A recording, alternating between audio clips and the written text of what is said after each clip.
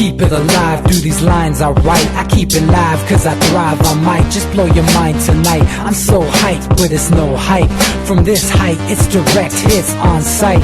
I'm your type, lend me your ears to show you that there's something in me. I'm not giving up, I'm standing right here, holding these days hostage. And I'll make this my year. We turning fear into love, and the love's in the air. I love doing this cause nothing compares. Nothing can share that same type of feeling when you feeling them flares. They can't catch it, it's havoc. I rip to a tear, switch a scenario. My stereos, I leave them impaired.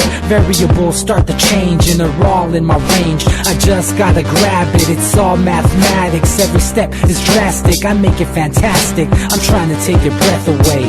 Asthmatic. This is live through the stereo. Go and let it blow, blow through the stereo. I'ma let them know through the stereo. Yo, here we go through the stereo, stereo. This is live through the stereo. Go and let it blow, blow through the stereo. I'ma let them know through the stereo. Yo, here we go through the stereo, stereo. Yeah, just nod your head with it, so explicit and vivid. Every image is intricate, intimate. I put my all into it, no scrimmage and no rules. I'm a pro tool, hear my heartbeat, beat into the vocals. I'm so loco, lost my mind, oh no. It's ponderoso, dope, so no overdose, cause it's dope, yo. Man, this is house grown, mixed with some milestones. So I let the style flow down like the Dow Jones, bringing it with some foul tones, letting the crowd know we getting loud, so it's eardrum rudiments. Yeah, we bring it rude again. Move, little hooligan. Music for tuning in, full time to the 10. I'm on my clock like I told you. I'm doing this for dreams we pursuing. Hey everybody, welcome back to the Anti-Media Radio Show. Once again with your host, Nick Bernabe, here on UCY.TV. Thank you all for tuning in, and I'm very happy to be back with you, still alive and relatively well here in the southwesterly United States, and hoping to bring you a show that's jam-packed full of information and action and maybe a little humor too. I don't know, I guess we'll see. But all kinds of things to talk about tonight, of course. The regular controversy with politics and foreign policy, and who knows, maybe we'll get into some good positive news tonight. But first off, let me get through some of these little things that we got to talk about. If anyone wants to join the call tonight, we are going to be taking callers. We haven't taken callers the last few shows for various reasons, but tonight we will be taking calls at 718-717-8296. Now make sure that if you do call in, though, that you keep your phone on mute and that you keep your radio turned off behind you, or your computer, whatever it is you're listening to us on. Otherwise, we'll have to drop the call because then we'll hear ourselves talking and it'll make a huge mess with the audio. Anyway, we'll identify you by your call-in zip code or area code, sorry, and then we'll allow you to have the floor and you can talk, whether it's about what we're talking about or what you want to talk about, or if we forget to talk about something, remind us, by all means. We're here on UCY.TV. You can also catch us on the antimedia.org/radio, Monday through Friday, 8 p.m. Pacific Time, 11 p.m. Eastern, here on UCY exclusively. And, make sure you catch us as often as you can, because we're talking about this information that is really dangerous information. It's kind of privileged information, and who knows, it may not be that much longer that we're able to put this stuff out over the airwaves. If you miss our show, you can catch us on YouTube, UCY TV YouTube channel, and you could catch all of our old shows there. So just stay up to date, because sometimes we talk about, we're talking about the same subject for like 3 shows in a row, so you may be a little bit out of the loop if you missed the show before or the show before that. So it is important to stay and keep up with all the shows that are going on. Also, I want to give a quick shout-out to Ponder and Excel for providing us our intro and outro music for free. Anyone wanting to find their music, go to Bandcamp and type in Ponderoso, and you'll find them, and it's downloadable for free. You can donate to them if you want to. That being said, I'd like to introduce my longtime co-host, DB Schwartz. What's up, DB?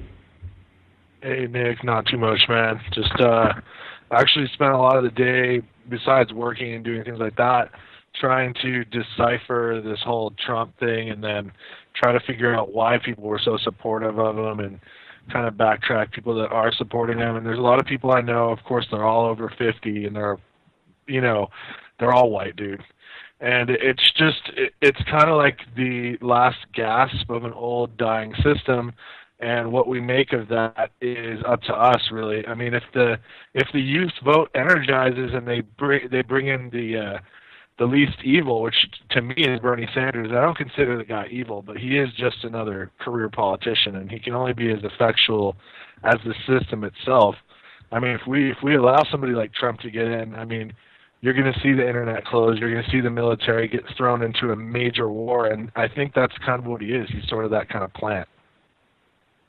Yeah, I mean, that's a very interesting, prospect. And you know where I stand on this whole thing. I've been calling it for Marco Rubio since day one, and we talked about this long before the first debate started, and we talked about how Marco Rubio was going to look like a moderate somehow, even though he's a complete insane war hawk, and he literally is probably the most hawkish candidate out there. And he's probably the one that would, besides Hillary Clinton, be the one to really provoke something with Russia. And sure enough, doesn't Marco Rubio look like a moderate right now? Yeah, but I mean, and the crazy thing is the guy never actually shows up for any votes. So he really doesn't even do the job he's pretending to do. I mean, yeah, we're looking at literally an entire field of absolutely insane options for people that are supposed to be leading the most powerful military in the world. It's kind of creepy. Yeah, man, and as you say, with all this stuff Trump's saying lately, it really does make Bernie Sanders look kind of like a good option. Unfortunately, with all this terrorism talk and all that, Hillary Clinton is going to rise in the polls, and Bernie Sanders is probably going to get buried under, whether it be by the media or by the manipulation that's going on right now with all this hawkish talk and, closing down the borders and sealing off Muslims and all this crap. There was a quote last show that I was trying to find, and I couldn't locate it, but I've found it and I dug it up to bring up this show. There's a Nazi by the name of Hermann Göring, and he was tried during the Nuremberg war crime trials, and I believe he was eventually hung for his crimes with the Nazis. But here's what he had to say, and I quote, "All you have to do is tell them that they are being attacked and denounce the pacifists for lack of patriotism and exposing the country to danger. It works the same way in any country." And so this is basically, I mean, if you were to literally put a platform out there and say, what is Donald Trump's political platform? What does he plan to do? Well, he doesn't really have any solid policies, but this is his platform right here. It's very Nazi-like. It's trying to find a scapegoat, and obviously he's chosen Muslims. He kicked off his campaign by trying to go after Mexicans, and I think there was a pretty good backlash on that. But Muslims are a small minority in this country, and they can easily have their rights trampled over, and we're starting to see it. All this rhetoric is already starting to have an effect. There's Muslim people are already being attacked, man. Like it's really, really sad to see it. But there was a 6th grade Muslim girl in New York that was attacked by her classmates who called her ISIS. And, this story just came out today. I believe it happened a couple of days ago, but I'm reading off trueactivist.com by John Vibes. And, they had to call the cops, and, the cops got involved, and, this little girl got beat up because of this rhetoric, dude, and so, at first, we took Trump as a joke, and we all thought it was just going to be a long haircut day, and it was going to be short and over with. But it stuck, man, and it just goes to show kind of the sentiment in this country. There, as you mentioned at the beginning, man, there's a bunch of older white folks, and they're fearful, and rightfully so, man, because look at the damn economy. The economy is not actually recovered. They keep telling us the economy recovered. It hasn't, and that's why people are fearful. That's why people are uncertain. And so when someone like Trump comes out, and instead of taking, instead of actually looking at the real problems, I haven't heard Trump talk about the Federal Reserve once, have you? But instead, he gives up some superficial scapegoats, and you know what? It's because of the Mexicans, and that's why our economy is messed up, and then the Muslims is why you guys don't feel safe. vote for me. I mean, this is how it is. And it's really sad to see, but there's a lot of fearful people out there that are uninformed that are kind of just buying right into this stuff, dude. And there's no denying it. It's happening, and so how do we stop it? That's the question. More government cannot fix this, and that's what I keep telling people. It's got to be fixed organically. There's got to be a redistribution of wealth, but not at gunpoint. It's got to be we've got to expand opportunity, expand education, and not just these, college education. People need to be free to get funding for any kind of upper education, be it technical or whatsoever. I mean, there's ways we can fix the whole world starting with this country. Exactly, man, and I agree with you.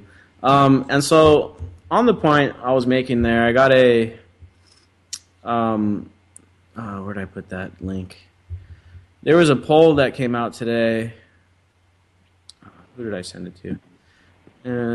Hold on, it's going to take me a second to find it. Anyway, there was a poll that came out today that basically showed that for the first time ever, the middle class of the United States is no longer the majority. And so this is the exact reason why Trump is resonating with people, is because as much as we've been told that the economy is fixed, the economy is this, the economy is that, it hasn't been. Unemployment has gone down, but the amount that people are making is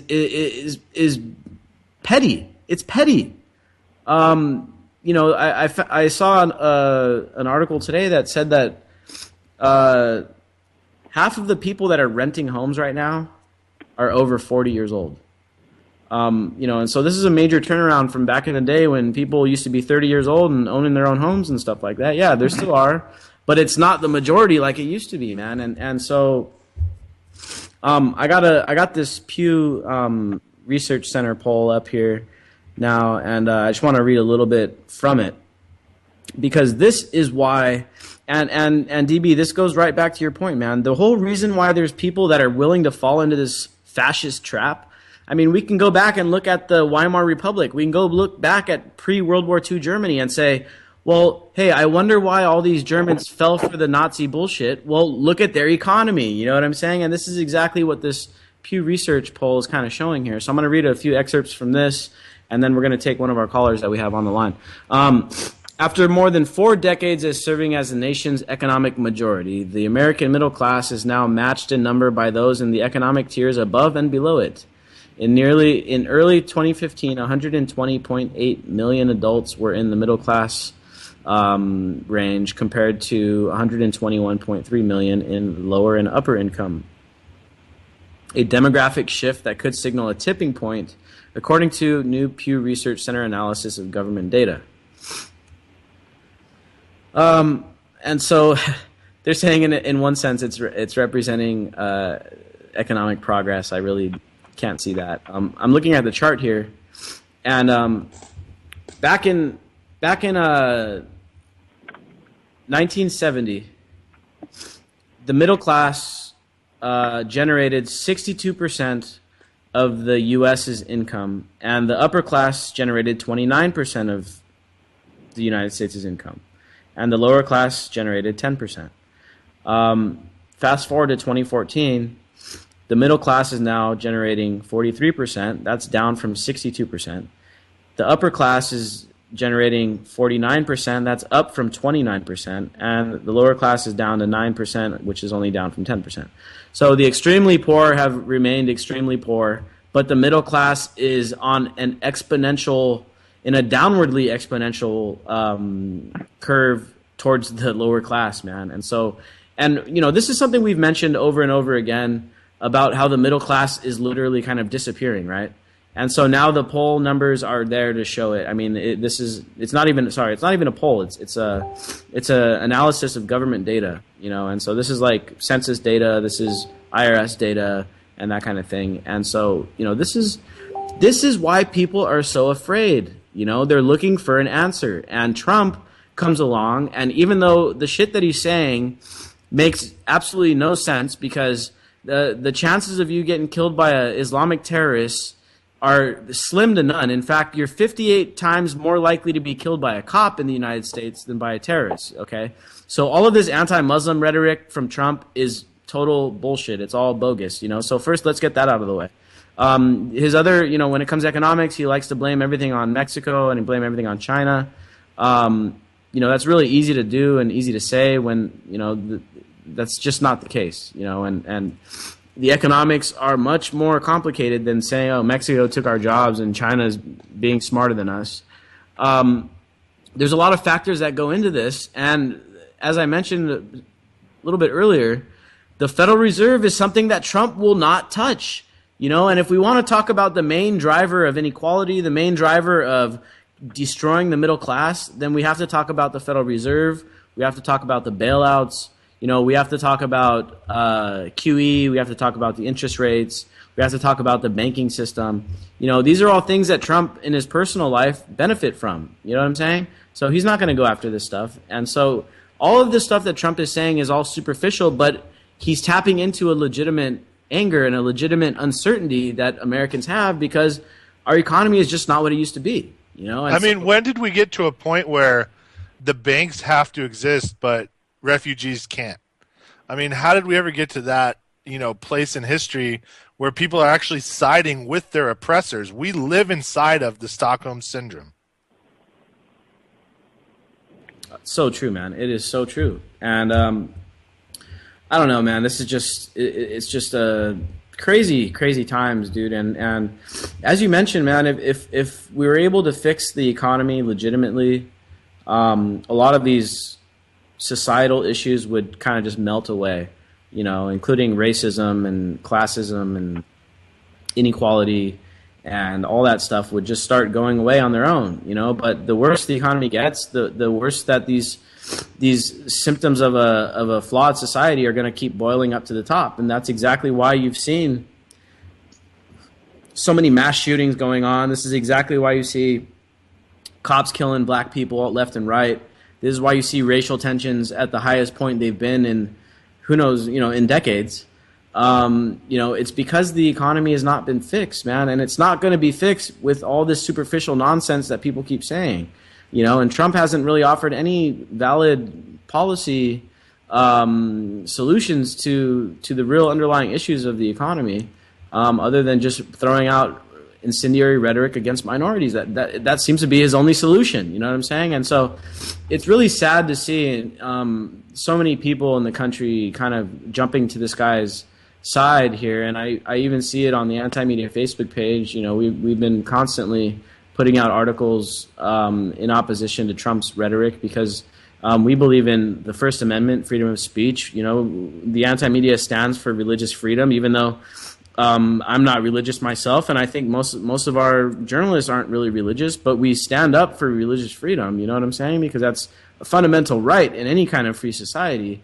But most people are spiritual, and they understand, you know, if there's a group of people that get together for their beliefs, that's totally fine. But we need to work on, you know, I posted something today earlier about it's really a war on radicalization is what we're looking at here. We're looking at fighting people that believe their beliefs and their wants, wills, and desires become our physical reality, and we die because of it. That's what we need to fight. Yeah, man, and the radicalization is happening across the board, you know what I mean, on all sides of this thing. And it's going on with Christians and with Muslims and with, you know, racial groups and all kinds of different socioeconomic situations. It's happening, and again, kind of boils back down to economics, economy, and you know, these kind of things that are exacerbating these problems.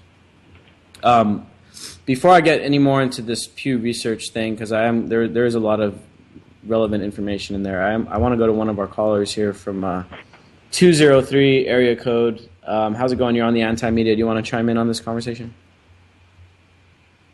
Oh, 203 dropped.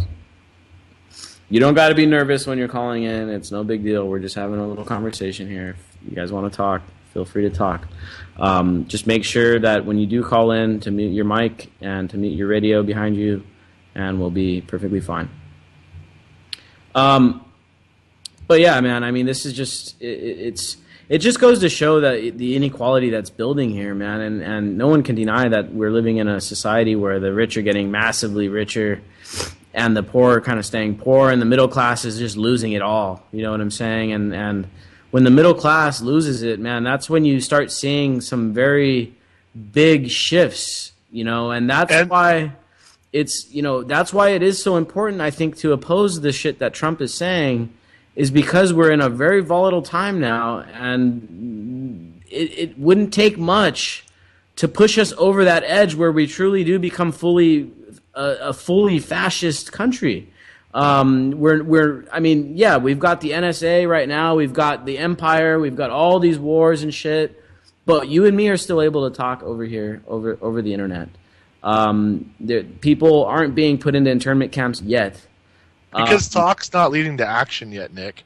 I think we haven't hit that critical mass yet. There's still people going to work and more or less surviving and being able to keep a roof over their heads and keep fed on GMO foods and keep watching the NFL. And the bread and circus works only so long as it's, you know, profitable and it costs less money than overt fascism, which is what most of the rest of the world has to revert to because they don't have our tech. And I don't think people understand that. You know, we can sit here and talk all day. You can sign 1 million petitions. You can fund people on the internet. But unless people take to the streets, block commerce, and start taking money out of the pockets of the oligarchs, they could care less. It's actually cheaper for them to run this shell game of what they're doing right now. But, you know, it's going to hit ahead, Nick. I mean, eventually, here's the thing. If you have 100 million unemployed Americans in the U.S. right now, you have a massive population of people working on welfare. What's going to happen when the government says we're broke and food riots begin, and then those camps start filling up with people that simply were just out on the street to get fed because no one farms, no one grows food? This is the kind of endemic problem we're going to have. This is what they're gearing up for, man. That's why they want guns gone, and that's why they're militarizing the police. Because this game of printing money and forcing the rest of the world to use it as the standard, it couldn't last forever. Bretton Woods could not last much longer than it already has. It can't, and it can't, because you know, the IMF just announced last week that the Chinese yuan is now is considered one of the world's reserve currencies. It's called the renminbi, Nick, and it is. It's essentially taking the dollar and the yuan and leveraging both to create a new world global currency. Now, does anybody honestly think that any nation state anywhere could stand up to the U.S. and China deciding to take you away? That's what we're looking at here, and that's why Russia is very important. I really honestly think even if he is part of the plan, Putin went off his rocker and threw a fucking wrench into it. Very interesting things going on with Russia right now. And we're going to get a little bit into that too. Hello? You know, it's very interesting what's going on. Hey, how's it going? You're on the Anti-Media Radio. Caller from 347. What do you want to talk about? Oh, all right. Nah, I didn't even know this was a live conversation. Listen, man, I agree with everything that's going on right now, man. President Obama, he's not for the United States. I don't know. I feel that he against. I'm black. I'm African American. You know, and I don't care about Obama. He's not even all the way black anyway, man. And I feel that he against the United States. He against us. He against America. He bringing in everybody. I don't care about the refugees and all that shit, but everything else that's been going on before that, he fucking up America. America is destroyed. It's ruined. It's done. It's fundamentally changed. Well, yeah, exactly. You bring a good point up, but I don't think it started with Obama. I think it's been going on for No, it ain't started with Obama. Nah, you right. It didn't. It started with fucking George Washington. Yeah, you know what I mean? It started from there. It started from the first president. Yeah, we got underground. We got secret societies. We got all this shit going on. Man, if you look this world back, is coming to an end. It's coming to an end fast. You know, as you mentioned with George Washington, if you look back at George Washington, you know, he was the first president after the American Revolution, and the revolution was fought for several reasons. One of them was taxation by the British Crown and that kind of thing. And of course, there's also he wasn't the first president. If you're a history buff like me, you know we had 8 one-year presidents before his first 4-year term. Exactly. Exactly. But even in his first term, in George Washington's first term, he led the whiskey rebellion, against the whiskey distillers that were trying to just distill whiskey without being taxed on it. And they waged war on American soil, and they imprisoned a bunch of people, killed people. And John Adams, the next president, went in, and when he got elected, he kind of pardoned them all. But you're right. I mean, the tyranny has been around since the dawn of the Constitution. And I've always said this, constitutions, in many ways, most times they are a slightly positive, and they increase. Constitution of the First Amendment. Is that what you're talking about? Yeah. Yeah, the Constitution is normally like a slightly positive thing, but they're always flawed documents, and states and governments are always like flawed, organizations. Right. As whatever race. No, listen. I ain't even called to talk about all of that. Only thing I call to talk about is the fact that this world is coming to an end, and it's coming to an end fast. Everybody's fucking shit up, and it's getting worse. It's getting worse. This race for the presidency is a joke. I agree with you on that, man. The race for the presidency is a joke. Nobody even paying attention to this shit that's going on. Nobody even really cares. People can only name about like 4 people that's running. Nobody even know who's running right now. Like, for real. Nobody paying attention to none of this shit that's going on. And I really think it's coming to an end, and it's coming to an end fast. It's about to crash. And this world is done. Like, it's going to cease to exist as we know it. Like, it's never going to be the same. It's going to be Chinese, Russians, everybody. They coming over here, and it's coming fast. Everybody better get ready. Everybody, they trying to have this gun control going on. They want to eliminate people from having weapons to protect themselves. And when everything go down and everybody start coming over here, Chinese, Russians, this, that, whatever, they're going to come. And when they come and nobody got weapons to protect themselves, being that everybody, they doing this gun buyback program, we all fucked. Great points, man. Dude, I think you make some really good points because, my bad for cursing too. I don't know if you allow this shit on your show. It's all good, man. We only discourage the F word on here. My bad. We definitely are heading in a really bad trajectory. And I think the only answer right now, as my co-host was mentioning a little earlier, is getting people more involved in like counter economics, man. Getting people to grow their own food and to be more self-reliant. Because if we continue down this path of more or less relying on Walmart and Amazon and all these huge ass companies that are very much embedded with the state, can't do that. What we got to do is get back to planting and farming and growing our own crops and doing everything, because pretty soon there's going to be a shortage, like with the food, with all this. It's coming to an end. And that's what people need to realize. They need to wake up and realize it's going to come to an end real fast. And it's either I left my light over here. But you got to get the mark of the beast, so you got to get something, a chip or something. I'm not getting none of that. No kind of implant, no nothing. I ain't getting none of that. I'm sure if I don't got no cash on hand, or if I don't got somebody else got a chip and they go get some food, I'm robbing it. I'm sure you saw the fights on Black Friday where the people were fighting over these stupid electronics and stuff. Man, they do that shit all the time. I hate that shit. It makes black people look bad too. And not even black people, white people, there's a bunch of different races. Everybody, all kinds of people out there fighting. It make it Homo sapiens period just look stupid. Like, what the fuck, man? You just getting a good deal. Yeah, Black Friday ain't even the best deals anyway. And if you look at that, and the fact that people are fighting over dumb stuff like that, and then as you mentioned, when you start running out of food and start wondering, all right, where's the food going to come from? Think about how crazy people get over food when they get like that over TVs and toasters and shit like that. Exactly. So that's something that when you see everybody getting crazy just because they got a good deal on the flat screen. Now imagine when the food shortage is barely enough for. Imagine how that's gonna be. Everybody fighting. You see how they be fighting, damn near kill each other. They get trampled, fucked up, all that. Oh my bad. I know you said the F word. Yeah, exactly, man. And back to this whole Trump topic. And hey, thanks for calling in, man. We're gonna have to keep moving on because I got some other topics to talk about. But, I'm gonna let you go. Cool, man. Well, feel free to call back in on Monday. We're here Monday and Wednesday. All all right. I got the number now, so I'm definitely gonna hit you up when I hear some good topics I'm interested in. Awesome. And thank you for dropping the truth, man, because a lot of people won't touch what you just said. Yeah, I know. A lot of people scared. Yeah, I don't care about the government, police, none of this shit. I really don't. If you gonna come get me, come get me. Like, I don't want to be in a world where he wins. So if I need to go out with a bullet, that's quicker than starving. So, my thing is, man, it's supposed to be the land of the free. Me, like I said, I told you, I'm black, African American, whatever y'all want to call it.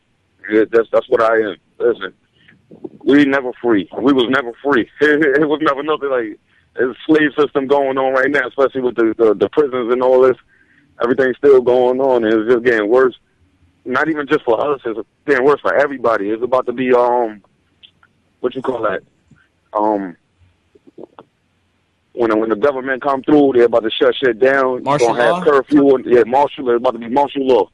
Martial law about to be in full effect, and people don't really realize this. Obama should have got impeached a long time ago. All these presidents need to be impeached, man. A lot of them. Yeah, they're all waging illegal wars overseas, and from the first Bush, and before them.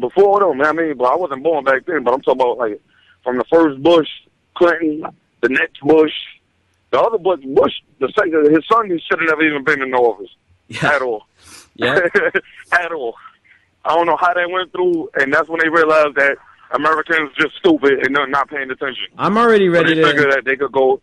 Obama got his magic pen. He can sign off on whatever he wants. Like, it's already a right. Whatever they decide that they want to do, they're gonna do it. Don't even have to go through Congress. Nothing matter no more. The Constitution, you might as well burn it and rip it up. Like, it don't even exist. It's here, but it don't exist. Yeah, I'm ready to impeach the next president already, and they're not even elected yet. You know what I mean? And they're not even elected. I don't even think the next president gonna be elected because it's a joke. This is worse than one of these reality TV shows. The presidential election is worse than that. Well, the National Defense Authorization Act 16, which they're writing right now, is going to have a War Power Act that's going to suspend all elections on all levels. So what does that tell you is going to happen when we actually officially do declare war? You said what? It's going to suspend what? They're going to suspend elections at every level, even local, when war is declared. Oh, yeah. Look, this is what's going to happen. I'm going to tell you what's going to happen. Obama probably going to get a third term. Nobody even want to vote for, like, a lot of these people that's here right now. Only people that a lot of people even know is Donald Trump and Hillary Clinton. Other than that, Jeb Bush, and they got another black guy, so a lot of black people trying to see what he about. But none of that matters. Like, they really don't. This is a big joke. It's a joke. So if anything, Obama probably he gonna fuck around and stay in office. I'm my bad with that word. I'm sorry, but he gonna mess around and stay in office because all this is a joke. You probably go to war before the voting and everything is counted or whatever. You probably go to war before that, and nobody gonna pay attention to the votes and none of that. Presidential elections is just gonna be like we got a bigger problem, bigger issue to face. Yep. When we get hit by the next attacks, and they're going to be in multiple cities, they're just going to pull You ever heard about the Russian weapon? It's called the Glocka or something like. No, not the Glocka. That's something else. But the Russians, they got a weapon. It's not a nuke. It's not nothing like that. It's a big ass EMP. They explode the EMP about 20, 40 miles before it hit the like say they shoot a missile over here. Before it hit the ground, 20 miles in the air, it exploded. But it's not a missile, it's an EMP. And it's going to wipe out everything. Now imagine America, United States, no power. And it can't be turned back on. It's irreversible. Imagine that. Everybody depends on it. Nobody knows how to survive without election. You even got kids today that everybody focus on the electronics and everything. Like, iPads, nobody go outside to play football, none of that no more. It's warm outside right now. It's winter time. It's warm. Nobody going to the park, nobody doing nothing. Now imagine a big ass EMP come and hit everything. Lights out everywhere. Everywhere. Hospitals, fire departments, everything, everywhere. No way to radio contact anybody or anyone. Yeah, man, it's a scary prospect, and it goes back to this idea of us relying on these highly centralized kind of institutions. Like, what we need to do is start sticking together. I'm saying, look, there's a bunch of criminals out here too, but I'm just saying we all need to stick together. Stop giving in your guns, because this world is going to come to an end. It's going to be martial law. The less people that can resist, the better it is for the government or whoever trying to take over.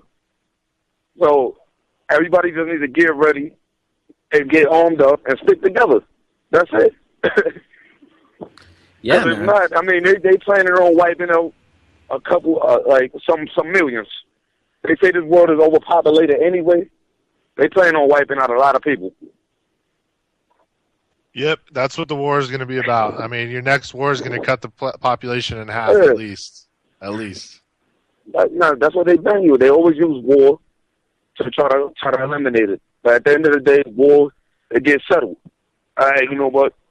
Too many died on this side. Too many died on that side. All right, I'm gonna just give you what you want, whatever. But I know you got other calls. Obama's dirty dead grandma. Huh? Sorry, so we had a troll caller calling in. Go ahead, man. All right. Nah, but I know you probably got other calls and coming in. You got to talk to other people. Just let me know your radio station, because I want to tune in. I just saw this on Facebook. I decided to call. Yeah, man. We're on UCY.tv actually Monday through Friday. DB and I are on Monday and Wednesday, but we're on Monday through Friday at the same time. And it's UCY.tv, and you can catch us there, or on the antimedia.org/radio. And you can tune in there. You can call back in. But, yeah, man, thanks for calling in. Great call. We're going to have to move on to some other topics and a few other callers, but we look forward to hearing from you again, man. Peace. So, man, he brought up a bunch of stuff there, and I think he brought up some valid points, because I think we've kind of shifted away from a lot of the stuff we used to talk about here, and DB, you and I would always talk about decentralizing and going with these counter-economic ideas. And, I don't know, the extent. I don't know, if there's going to be an EMP attack or anything, but even just something like a natural disaster, a solar flare can knock out the power grid and stuff. And that's why it is so important to keep, decentralization at our core of our activism and our economics. And, as we mentioned with, Walmart and Amazon and all these huge companies, and relying on those sort of things for our daily needs, it's not a good idea, because when we talk about semi-monopolistic industries, well, then that gives those industries a lot of leverage, and as we all know, these industries are deeply embedded with the government, and they work hand in hand many times on projects and doing, whatever it is they do. Walmart has a huge lobby, and they infiltrate local governments all the time. I know it happened around here. They get sweetheart deals, tax breaks, and that kind of thing. They all work together. So I think keeping decentralization in mind is a good thing. Community economics, farmers markets, getting to know people that know how to do things and make things and trade things and barter things like that. Really good idea. It's coming regardless. Like what he was saying was right. It's not the end of the world, but the end of the world as we know it, man. Because, we've been, especially in America here, been propped up on the backs of literally the rest of the world's working class, making them globally poor. And when Obama was talking about fundamental change, what he really was saying was everything that's going on, everything that our empire has beget to the rest of the world's about to come home to roost, and we're going to let it happen. We're going to let it happen because you're slaves, and you've never been anything but that to us. And we're talking about the ruling class. This is higher than the elites. This is the families that have the banks that own all the money. So whatever they say goes unless we go to another system. And it's getting to the point where out of necessity we're going to have to come to another system. The problem is, like he was saying, there's children today that have never not had a smartphone, have been on an iPad since they're like 1 year old. What's going to happen to those people when the lights go out? Because that is part of the package deal. When we go to World War III, there will be EMP bombs. So we can either have the Star Trek future or the Star Wars future. It's really up to us. Yeah, man, and as apocalyptic as it sounds, with the geopolitical events going on right now, focusing back towards Syria, and the recent NATO shoot down of the Russian jet. You got Turkey now that have more or less kind of done a small invasion of Iraq without permission. I mean, this kind of stuff is going right under the radar. The mainstream media is not reporting on it. But Turkey is really acting as our agitator over in that region, with, of course, the tandem with Turkey and Israel and Saudi Arabia all working to oust the Syrian government and Bashar al-Assad. And we all know that Russia is a major, major ally of Assad, and they will do whatever it takes to keep him in power, because if they lose him, they lose their monopoly on the natural resource supply to Europe. China, for the time being, is also allied with Syria and Iran and those countries, and Russia as well.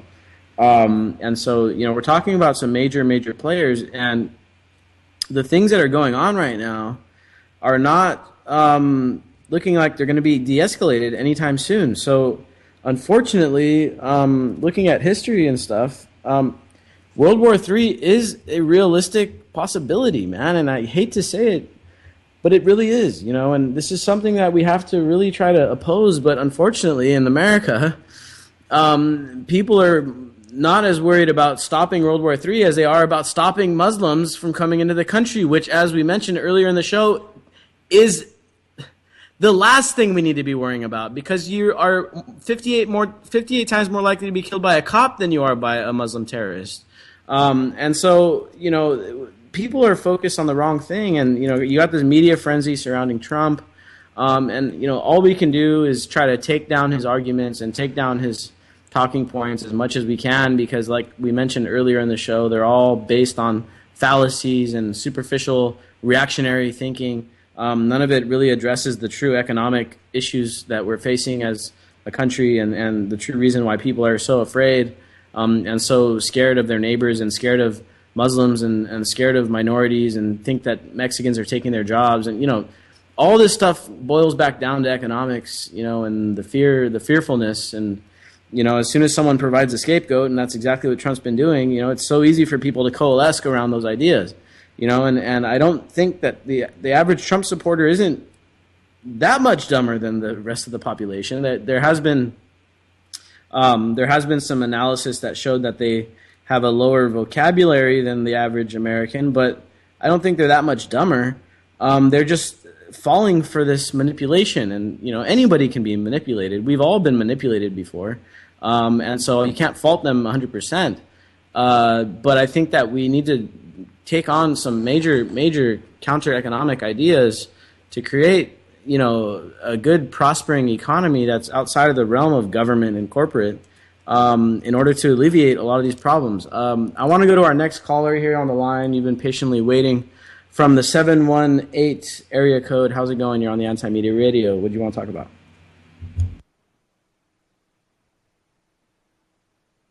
Okay, 718. If you still decide you want to talk, feel free to chime in. I'm going to leave you on the call for another minute before I drop you. If you do want to tune in off the call, go to ucy.tv on the internet. You can go on your smartphone or either way. But yeah, man, I mean, so much going on. I do want to get into some of this geopolitics stuff because I wrote an article today. I've been dealing with this major case of writer's block for the past 2 months, but I think I finally broke through a little bit today. And I wrote an article called ISIS Showcases Massive Arsenal of American-Made Weapons in New Video. This can be seen on the antimedia.org. It's our top story of the day. But basically, ISIS just released another propaganda video, which they do on a relatively regular basis. But this time they were parading tanks down the streets and Humvees and artillery pieces, and they were just kind of showing off all the big weapons they got. And it's all recent footage. But, one of the things that you can't help but notice as these Humvees and tanks drive by is that this is all American-made stuff, right? This is all American-made weapons, and it's you gotta start to wonder, like, well, how in the hell did ISIS get all this stuff? And that's what my article is really about. So the first and most obvious way that it happened was in ISIS's capturing of Mosul. And I'm sure most people are aware of this. This is when ISIS really made it onto the scene with the mainstream media, and it was like, oh my God, there's a terror group that just took one of the biggest cities in Iraq. And come to find out later on, in that one battle, they captured 2,300 Humvees. 2,300 American-made Humvees. And, you know, I'm sure everyone knows Humvees are not cheap. They're pretty damn expensive. And I would say they're at least about $100,000 each. So we're looking at, I don't know, $2.3 billion worth of Humvees captured in one battle. Not only that, but they captured tanks and an unknown amount of machine guns and rifles.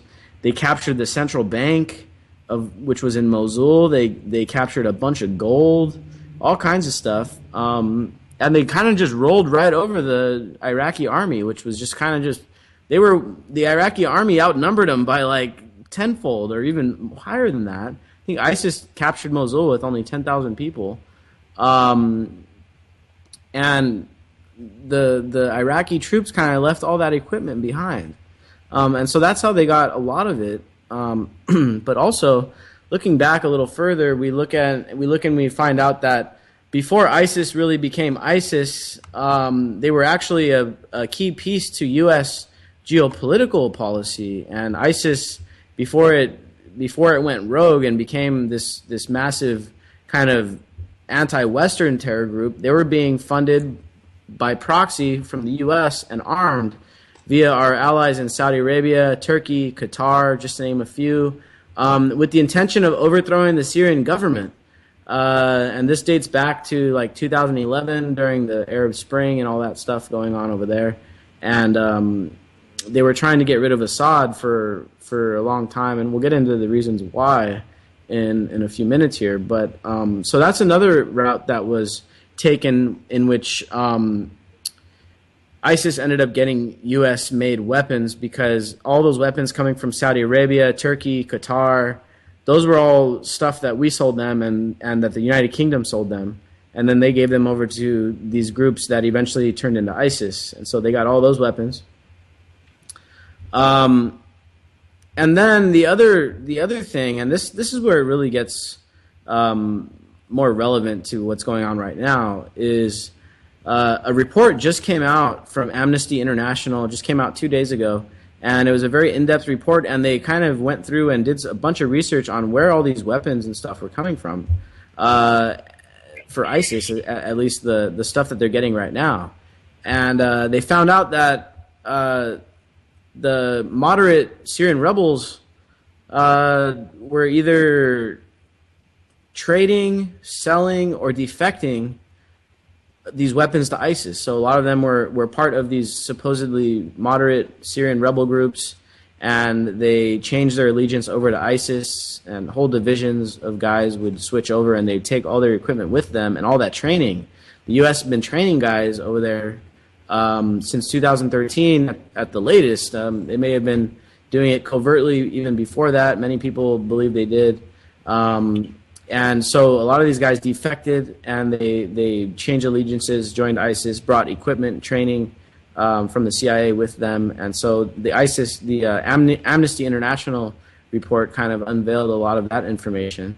And they also said that decades of irresponsible arms transfers to Iraq and multiple failures by the U.S.-led occupation administration to manage arms deliveries and stocks securely, as well as an endemic corruption in Iraq itself. And so, yeah, the Iraqi government that the U.S. kind of installed into place is extremely corrupt. And so we were giving them all these weapons and arms and telling them, hey, secure your land and make sure it's safe, supposedly. And a lot of these weapons and stuff were just being flipped and sold to terror groups like ISIS.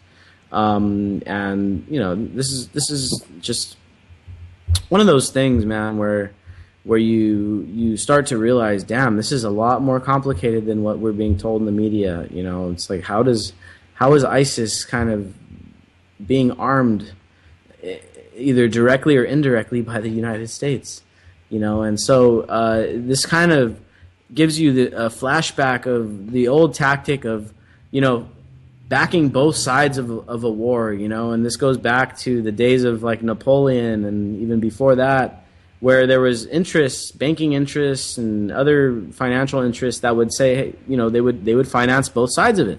And there's even rumors of the Nazis working in that fashion, that there was banking interests, especially in Switzerland, that were backing the Nazis and at the same time loaning money to the West. And then both sides have to pay you back, and it doesn't really matter who wins, you still win in the end, And so right now what's going on with ISIS is they got a bunch of weapons that we made, and then we're bombing them with weapons that we also made. And so who wins in the end here? Well, that's a pretty simple question. The military contractors. I mean, they made the weapons. The government bought all the weapons from them. They armed the Iraqi government ever since 2003 when we overthrew Saddam Hussein. We installed a new government. We armed him to the teeth. The taxpayer footed the bill, right? All those weapons end up getting captured by ISIS, and now we're bombing them with our weapons again, and guess who's paying the bill? The U.S. taxpayer. You know what I'm saying? So it's like us getting the short end of the stick. Go back to the story we opened it up with here about the shrinking middle class. This might be one of the reasons. It's because we're financing these wars where we're paying for both sides of the weapons, and the military contractors are just ripping us off from the top. And it kind of goes to show, because the upper class is getting rich as hell, and the middle class is just completely disappearing, because the middle class are the ones that are financing all this shit. Yep. I mean, just read Freakonomics. I mean, and it explains it all to the T. Everything comes down to a dollar. I mean, everything from GMO. Yeah, it does, man. Everything. Everything comes down to the dollar. I think that counter economics is the most viable solution to solving any of this. I just think solutions. After hearing all of this stuff, counter economics. I think that we have to do a lot more things as people in our everyday lives to foster a good society that no one ever teaches us about. You don't learn in school that you have to do things to your society to have it be even possibly good, especially being born into the bottom class as we were. We have to do things. We have to support independent business. We have to form strategies, activist groups, form activist groups, form things, form structures. Great point. And we're joined now by Cassius. Cassius is a writer on the Anti-Media. He's also got a website called Era of Wisdom. What's up, Cassius? I'm pretty good, man. I guess I was kind of ranty, but yeah, man, counter economics, I feel passionate about it because, from my perspective, being born in 1996, there's just not any direction for my generation. I don't see any sense of direction at all. So, from my perspective, yeah. All the work's been done, man, and I hate to say it for Generation M, because you guys are an inspiration, honestly. You've had access to the information of the internet, so you've had your minds kind of not as shaped by the propaganda of our public school disinformation system. But at the same time, you're right, man. What's there left to do? The greatest generation had the war. The boomers basically built out all our infrastructure and all our high tech, and now we're sitting here basically on the verge of robots. And I'm not even kidding you, robots taking any job that doesn't require actual thinking. They will do it all. And what are people supposed to do that can't afford a robot helper, can't afford an army of robots, can't afford technicians and engineers and scientists to keep that infrastructure going? I mean, you're talking about a breakaway civilization here within 10 years. And that's not off on the time frame. So what's going to happen to the rest of us? Yeah, well, we have to build things. That's the bottom line thing that I've derived from trying to research all this stuff. We need to build things. And we've built something here. You built the Anti-Media. This is a prime example, Now we got to get to a point where somebody gets the balls to get a petition going for just one county in the U.S., preferably Colorado, Oregon, California, somewhere where herb is legal. get one county to abolish property taxes so that we can get a template set up for a true agorist society that doesn't need a strong central government. We're not saying you have to come live there. The option needs to exist so that we're not completely stuck in this tyrannical cycle that continues over and over again.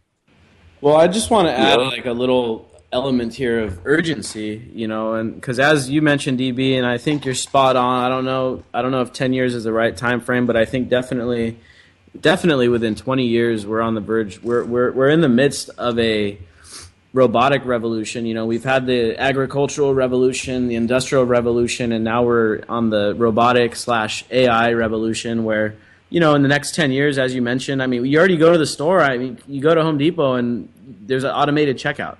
You know what I mean? They're replacing McDonald's workers with kiosks, and you know this is gonna be a phenomenon that's gonna go across every single industry. In the current rate of things, yeah, there'll be a few like niche industries that are like, oh no, we have real people, so come shop with us. But for the majority of things, you know, look at Walmart. People go to Walmart a lot, and Walmart's going to be completely automated. Amazon is already, for the most part, completely automated. They still have truck drivers. And they have a few warehouse workers, but dude, if you look at Amazon, most of their warehouse workers are robots at this point. And so we're heading not only in a direction of a robotic revolution, but now you throw Trump into the mix, and we're also heading towards fascism. We're looking at a technocratic fascism that's about to be saddled around our necks if something is not done relatively quickly. You know what I mean? We're on a short time frame here. We got a lot of work to do and a short amount of time to do it in. We're at a precipice, together man. in person. Yeah, I mean, I always like to tell people, dude, we're in a time frame where if you can't code, you ain't shit. Like that's what it's getting to that point, man. The technocracy's not just at the top. It's going to spread to every facet of society. Is that a good thing? Well, it's probably better than the alternative, which is plowing the fields and living under some feudal lord. But we could have a better landing than the crash that's about to happen. I think, honestly, the world boils down to force. So people who are gathering together in activist groups and physically trying to make their community the place they want it to be, there are some fundamental problems with the whole hierarchy that owns the land when you try to do something inside of a border. You know, there's complications like that, but we have to do something like that, gather together in person, hold events, you know, do things, you know. Yep. I mean, an off-grid community of 100 people would be the template for me. Just get it going, do what you want, no cops, no nothing, just keep it all within the community. Yeah. Just do it petri dish, see how the experiment works. If it works well, then they'll spread, they'll keep going. And just have the next community support the next one, and have an alliance of communities that have specific economic niches for the next one, and have a philosophy of not, you know, ever buying things from people that make our world worse, you know, teaching things the way that they should be taught in schools, or they feel they should be taught for their society, you know. Yeah, man, great point, dude. I agree with you on all points here. Counter economics is our way to solve this stuff, and embracing technology and using it for better, and not using it for the enslavement of people, because that's what's going to be happening. You know, we already know that the top 100 people in the world own like the majority of the resources and the wealth and all that stuff. So when we talk about a robotic takeover of all the working, you know, all the manual labor and all the jobs, and it's going to make the labor unions are going to be completely irrelevant in the next 10, 15 years. If we allow the people that are ruling shit and owning the shit right now to continue this path where they own everything, well, we're all going to be screwed. You know what I'm saying? So we got to band together, make counter economics, organize, and use technology, embrace it, but use it for good, right? Anyway, that's the end of the show. We're coming up to our background music. Thank you all for tuning in. Catch us Monday through Friday. DB and me will be back on Monday. Same place, same time, ucy.tv, Anti-Media Radio. Peace out.